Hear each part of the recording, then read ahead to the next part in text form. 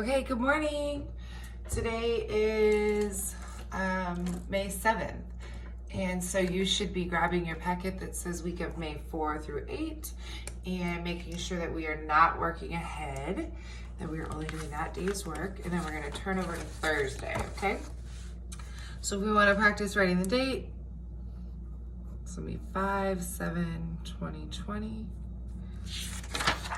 All right, and then our first page is going to be on grammar today. Okay, so at the top it says, greetings and closings are always followed by a comma. I don't have my highlighter, so this is just another way that you can emphasize what's important that you're reading, okay?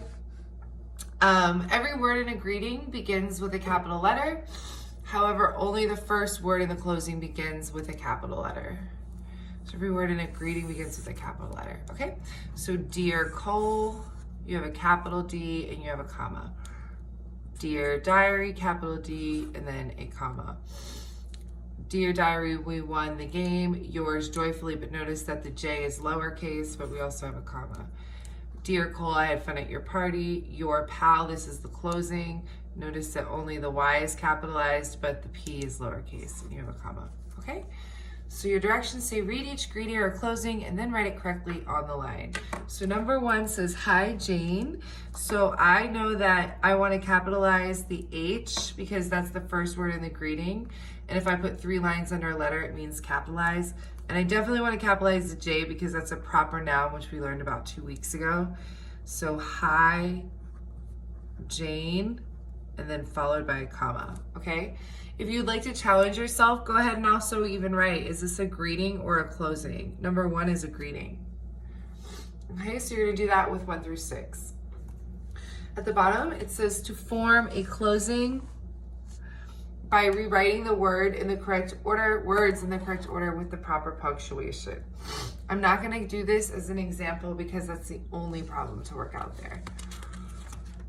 Okay, we're gonna turn the page and we have math.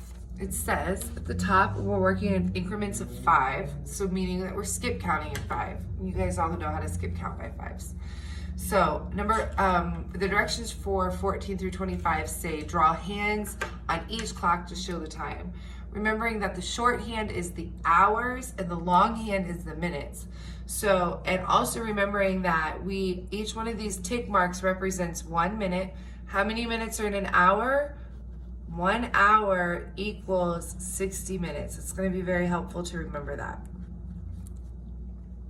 Okay, so this is the number 1 represents 5 minutes, 2 represents 10, 3 represents 15 minutes, 4 represents 20 minutes, 5 represents 25 minutes, 6 represents 30 minutes, and 7 represents 35 minutes. So notice that we're looking for 35 minutes. So I'm gonna go ahead and draw my longhand and I'm gonna make it really obvious that that's my longhand. And then I'm going to draw my shorthand somewhere in between the 10 and the 11, okay? So you're gonna do the same thing for 14 through 25. All right, and then we're gonna turn over. We are continuing to work with time here. We already answered this question on the other page. 1 hour equals how many minutes?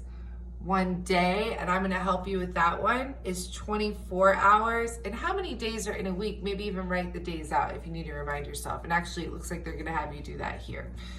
Okay, so let's look at 39 together. 39 says March has blank days, so you're gonna count your days here. Circle March 6th, circle March 16th, put an X over every Saturday. If this is Monday, that's Sunday, these are your Saturdays, okay? And answer these questions all around time. Okay, my favorite writing. So today what you're gonna do is you're gonna find somebody at home to use your editing and your revising checklist, and you're gonna have them go back to your rough draft that we wrote about with your fairy, which your fairy godmother would do. So now somebody's gonna go home and check all of your capitalization, all of your proper nouns, all of your punctuation, your spelling, and they will fix it on your rough draft, and then tomorrow you'll copy that on your final draft, okay? turning the page, doing spelling. You have your spelling words. Read for 20 minutes. If it's an AR book, that's fantastic. If it's on Raz Kids, that's great too. You can fill in your title there. Practice your sight words. That's list number 30 in your homework folders. Here's your spelling words. Have somebody give you a practice test at home. And actually what I will do is I'll read out the words to you right now in case you don't have somebody able to give you your practice test. If I go too fast, remember you can always pause me. Number 1, and you'll want to cover the words, okay? Because it doesn't help you to just leave the words out, right? So number 1, rat. 2, rattle. 3, rid. 4, riddle. 5, sad. 6, saddle. 7, jig. 8, jiggle. 9, apple. 10, puddle. Okay, and on the back, this is what would have been your math homework if we were in school. This is what you would have been completing at home. So this is just some extra practice with math and taking you back to how to complete addition double equations. You're gonna add, you guys know how to do that.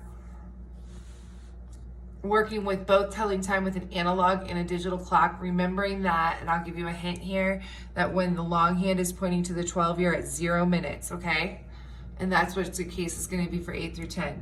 And number 11 says, name 3 different times when both hands are between 12 and 3 on the clock.